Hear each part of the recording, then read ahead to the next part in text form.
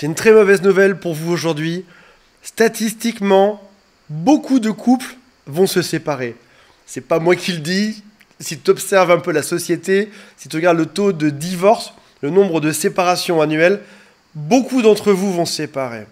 Et il y a peut-être des signaux que tu aurais dû voir avant.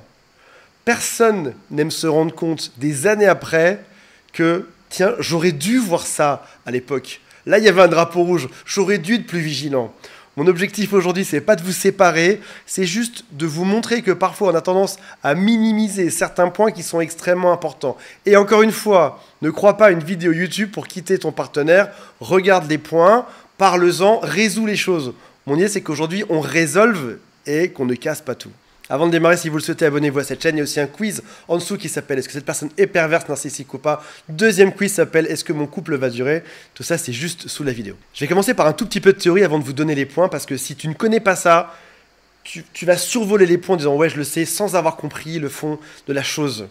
Il y a une immense confusion entre attirance et amour. L'attirance, c'est « Je veux cette personne dans ma vie, je l'adore, je ne peux pas vivre sans elle ». L'amour, c'est « Je veux cette personne dans ma vie, je l'adore, je ne peux pas vivre sans elle ». Ça ressemble à une différence près. L'attirance est au début, et on espère qu'elle dure le plus longtemps possible dans le couple. L'amour, qui ressemble comme deux gouttes d'eau, tu ressens exactement les mêmes choses dans ton corps, c'est exactement les mêmes hormones. L'amour, ça vient après, c'est ce qui se construit dans le temps, avec de la bienveillance, avec de la patience, avec des projets, avec de l'écoute. On progresse ensemble. Et beaucoup de gens vont confondre attirance avec amour.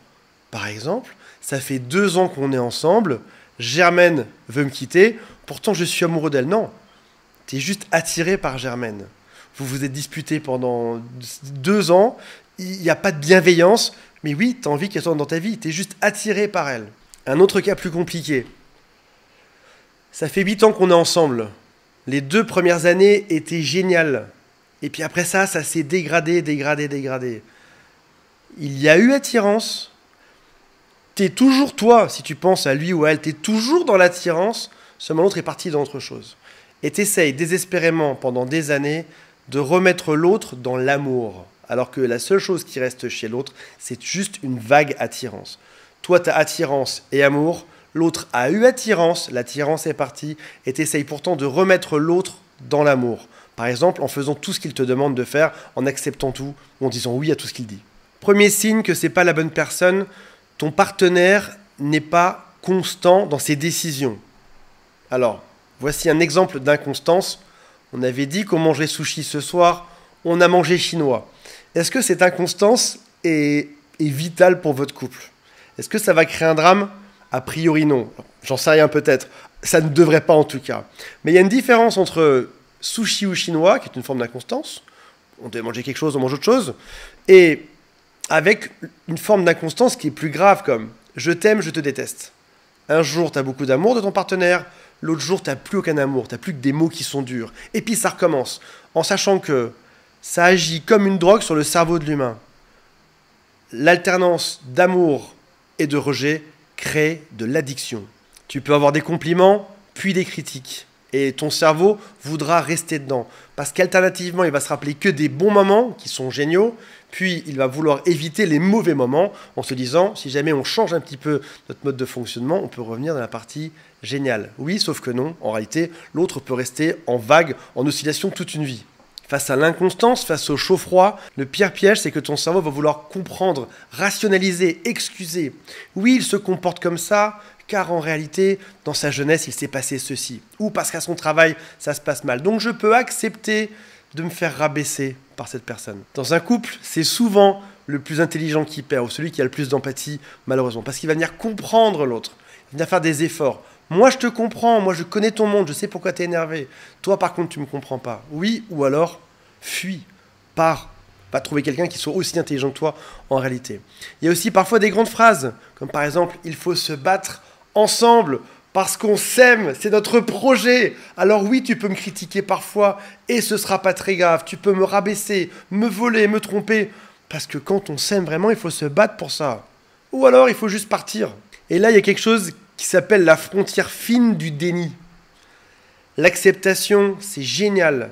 L'empathie, c'est génial. La tolérance, la gentillesse, génial. Savoir prendre son temps, écouter. Tu vois, toutes ces choses, c'est que des qualités. C'est ce qui fait que tu attends et tu essaies de comprendre l'autre, de résoudre les problèmes. Mais toutes ces qualités arrivent à une frontière qui est le déni. Le déni, c'est quand tu passes dans le rouge, là. C'est-à-dire que tu n'es pas en train d'écouter ou de comprendre, tu es juste en train d'essayer de te persuader par ton intelligence que ça peut se résoudre un jour, alors qu'en fait, ça ne se résolvera peut-être jamais. Alors, est-ce que tu es dans la bienveillance ou est-ce que tu as passé le cap du déni et tu es dans un monde imaginaire de Disney, un truc qui n'existe pas? Non, cet homme ne sera jamais gentil avec toi. Et au final, le truc qui est dur là-dedans, c'est que qui veut entendre cette vidéo? Je pense que même quelqu'un qui regarde cette vidéo veut l'écouter en se disant « J'écoute cette vidéo parce que je sais au fond que c'est la bonne personne. » C'est-à-dire que devant des amis qui t'ont dit que c'était pas la bonne personne, ta propre conscience qui te dit que c'est pas la bonne, ton impression fine au fond qui te dit « Non, c'est pas la bonne personne. » Et moi, un mec au hasard sur YouTube qui te dit « Fais gaffe quand même », il y a des chances que devant tous ces indices, tu te dises toujours « Eh, ça pourrait le faire. Là, je me connais, je suis pas dans le déni, là. Je sais que c'est possible. » Il y a une expérience qui est géniale, qui me hante souvent, il faudrait que je vous la retrouve. Ils mettaient des gens, un après l'autre, dans une salle noire avec des interrupteurs. Et il leur disait, trouvez comment est-ce qu'on allume la lumière au plafond. Premier participant arrive, essaye la première, on-off, ça marche pas. Deuxième, on-off, troisième, on, ça s'éclaire. La réponse est simple, c'est donc la troisième qu'il faut cliquer. Mais quand ils recommencent, la troisième ne marche pas. Alors ils vont tester d'autres combinaisons. Au bout de 5 minutes, une cloche sonne, le participant doit sortir. Le participant dit qu'il faut appuyer sur le troisième interrupteur, puis sur le deuxième en bas, puis en haut, et recommencer 2 fois, et ça fonctionne, et ça allume la lumière. On fait rentrer un autre participant, au bout de 5 minutes, on sonne, il sort, et il va dire il faut se gratter l'oreille droite, c'est ça qui allume l'ampoule. Parce qu'il a essayé pendant 5 minutes, et c'est ça qu'il a trouvé comme conclusion. Il a essayé, s'est gratté l'oreille, ça s'allumait, ah, c'était un piège, c'était pas l'interrupteur, c'était l'oreille. Celui d'après dira, il faut tousser 3 fois. Celui d'après dira, il faut appuyer sur tous les boutons en même temps. Parce que l'être humain est une machine à résoudre des problèmes. Le fait d'allumer simplement une ampoule, chacun sera persuadé d'avoir trouvé la réponse à la fin. Et là, ils ont eu que 5 minutes, on les aurait laissés 3 heures, ils auraient eu d'autres théories dessus. Pourquoi est-ce que je te parle d'ampoule? Parce que dans ton couple, il y a des chances que tu te dises « J'ai pas encore trouvé la manière de faire que ça se passe bien, mais je vais la trouver prochainement. Il faut juste que je trouve comment faire pour tout résoudre. » Il suffirait qu'il retrouve un job, il suffirait qu'elle soit plus sympa, il suffirait que je me comporte différemment, il suffirait qu'on parte plus en vacances, etc., etc., etc. S'il y a trop longtemps des « il suffirait », c'est que tu es dans le déni, tu as passé la frontière. Le pire danger parfois, c'est aussi de ne pas se séparer. C'est de perdre des années dans un couple où, de manière évidente, ça ne fonctionne pas.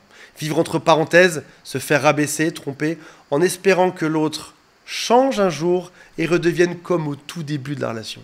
Deuxième signal, ça va être dur, là, les gens l'attaquent sur le 1, c'est un peu raide. Deuxième signal que c'est pas la bonne personne, ta famille et tes amis ne te valident pas. On n'est pas que 2 personnes qui se rencontrent, on est 2 groupes de personnes.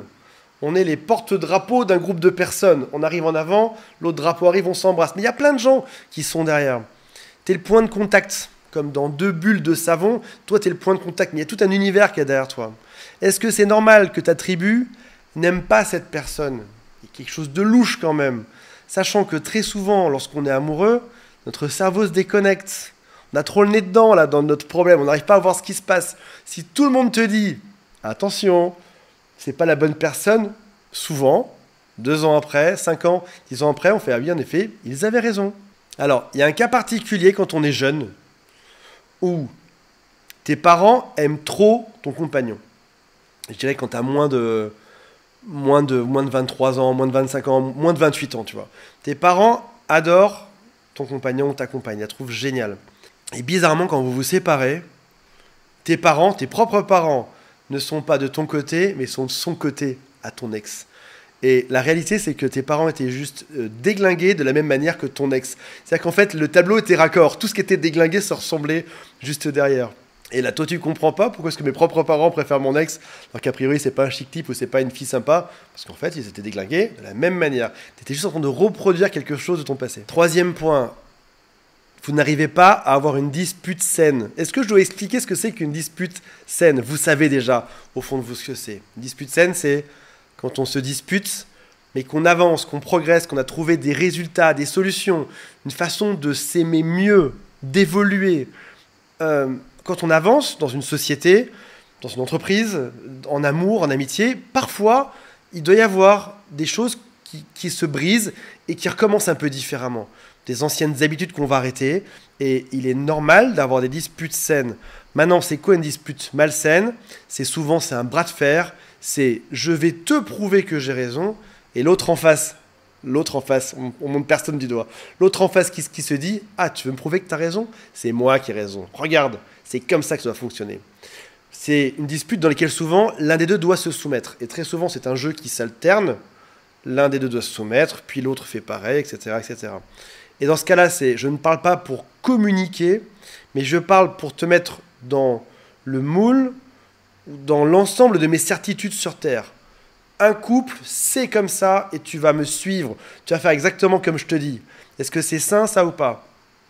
Mon père faisait comme ça, mon grand-père faisait comme ça, mon arrière-grand-père, Louis XIV faisait comme ça, tu vas faire comme ça.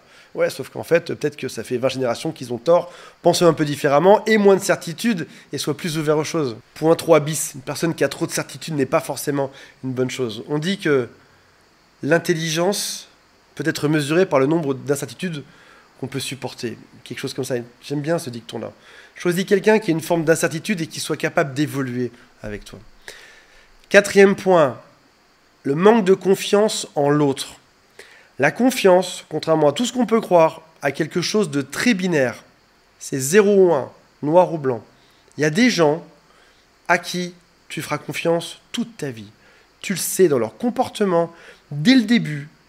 Il n'y a aucun passif compliqué de quoi que ce soit. Leur téléphone est posé de la bonne manière sur la table. Ils s'en fichent, tu peux tout savoir de leur vie. Il y a des gens chez qui c'est une évidence que tu auras toujours confiance en eux. Et puis, il y en a d'autres où tu auras toujours ce doute dès le début. On va t'appeler la personne paranoïaque, on va t'appeler la personne qui est trop jalouse, on va t'appeler celui qui a un problème. Et puis tu vas découvrir à la fin que, en fait, t'étais pas paranoïaque, t'étais pas trop jaloux, t'avais juste écouté cette petite voix dans ta tête qui te disait « il va te tromper ». Et en effet, il t'a trompé, donc c'était pas la bonne personne. Fais-toi confiance, écoute-toi. Alors, je mets de côté ceux qui auraient eu une blessure d'abandon gigantesque ou de trahison gigantesque dans l'enfance et qui ont une forme de paranoïa, de doute toute une vie avec tout le monde. Mais pour la majorité des gens, pour 98% des gens, quand t'es avec les bonnes personnes, t'es pas inquiet. Quand t'es avec les mauvaises personnes, t'as un doute. Trouve-toi un partenaire en qui tu n'aies aucun doute. Certaines me disent parfois, mon mari, j'aurais jamais cru qu'il me tromperait. Je leur dis, est-ce que c'est vrai ça ou pas? Réfléchis bien, est-ce que c'est vrai? Et elles me font, ah, c'est vrai qu'au tout début, il y avait eu des choses bizarres. On a toujours l'indice, c'est juste qu'on choisit de le voir ou de ne pas le voir. 5e chose qui fait que tu devrais quitter cette personne ou que ce n'est pas la bonne, c'est que tu t'écartes de tes convictions. Une relation peut coûter cher en temps, en argent, en amis perdus, en santé mentale. Parfois, on a l'impression de faire des choses qu'on n'aurait pas fait en temps normal. Attention, je ne te parle pas de machin bizarre qu'on trouverait dans le dark web. Je te dis juste que parfois, dans notre façon de penser, on se change tellement qu'on souhaite juste au final ressembler à l'autre. Je vais me changer pour que tu m'aimes. Et à la fin, on devient quelqu'un qu'on n'est plus du tout. Et il y a toujours quelque chose de dangereux à être totalement transformé ou changé parce qu'on prend les convictions de l'autre juste pour être aimé. Maintenant que tu as les 5 points, abonne-toi. Le truc qui n'a aucun rapport. Maintenant que tu as les 5 points, fais le quiz. Maintenant que tu as les 5 points, je veux pas que tu quittes cette personne. Je veux juste que tu te poses les questions suivantes ou que ça mène à une bonne discussion. Tu peux parler dans ton couple ce soir de la constance. Demander pourquoi est-ce que un coup il y a de l'amour, un coup c'est dur.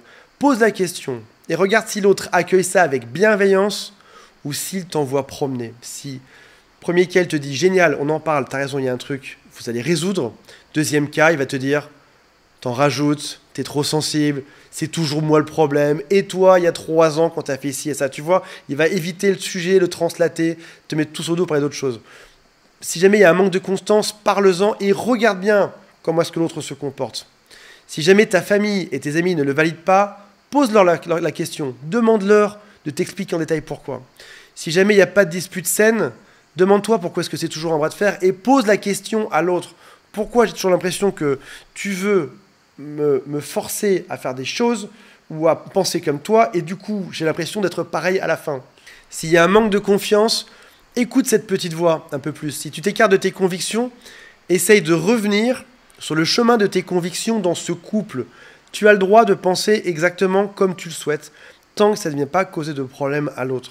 Et tes convictions, retrouve ton sport, tes passions, tes amis, ta santé, tes habitudes. Ne change pas à 100% pour une relation qui statistiquement durera 3 ans. Regarde la durée des relations moyennes en France. Ne perds pas tout pour ça. Je ne dis pas qu'il n'y a pas de relation qui dure. Je dis juste que ce sera toujours plus chouette d'être dans une relation où tu seras heureux en faisant ce que tu aimes vraiment, les choses qui sont tes vraies passions et selon tes convictions, que si tu te changes complètement pour quelqu'un et que tu te trouves toute seule au bout d'un moment. Voilà mes amis, j'espère que ça vous a intéressé. Salut à tous, bye.